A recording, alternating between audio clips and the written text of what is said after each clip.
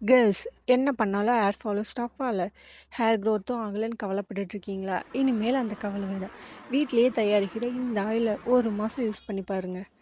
Just இந்த 7 பொருளை வச்சு மட்டும்தாங்க நம்ம ஹேர் ஆயில் ப்ரிப்பேர் பண்ண போகிறோம் வீட்டிலேயே. அடுப்பில் பாத்திரம் வைக்கும் போது தண்ணி இல்லாமல் பார்த்துக்கோங்க. இந்த ஹேர் ஆயில் ரெடி பண்ண முக்கியமானதே தேங்காய் எண்ணெய் தாங்க. தேங்காய் எண்ணெய் தான் யூஸ் பண்ணணும். 2 செம்பருத்தி இலையை சின்னது பண்ணி அந்த தேங்காய் எண்ணெயில் போட்டுக்கலாம். கருவேப்பிலை கொஞ்சம் ஜாஸ்தியாகவே சேர்த்துக்கோங்க. சின்ன வெங்காயம் கம்மியாகவே சேர்த்துக்கோங்க. ஏன்னா அதோடய ஸ்மெல் வந்துட்டு கொஞ்சம் ஸ்ட்ராங்காக இருக்கும். அதனால் கம்மியாகவே சேர்த்துக்கோங்க. செம்பருத்தி பூ 2 இல்லைன்னா 3 சேர்த்துக்கோங்க. நான் வெந்தயம் 1 டீஸ்பூன் எடுத்திருக்கேன். எடுத்து வச்ச எல்லா பொருளும் சேர்த்துட்டு நல்லா அதை கொதிச்சு வரணும். இப்போ பாருங்கள், நம்ம வீட்டிலேயே ரெடி பண்ண ஹேர் ஆயில் ரெடி. எண்ணெய் வந்துட்டு இந்த மாதிரி பச்சை கலரில் இருக்கணும். அப்போ தான் ஹேர் ஆயில் ரெடியானது. எண்ணெயை நல்லா ஃபில்டர் பண்ணிவிட்டு அது தண்ணி இல்லாத ஒரு பாட்டிலில் ஸ்டோர் பண்ணி வச்சு நீங்கள் யூஸ் பண்ணிக்கலாம். நான் இப்போதைக்கு யூஸ் பண்ணுறதுனால கம்மி குவான்டிட்டியில் செஞ்சுக்கிறேன்.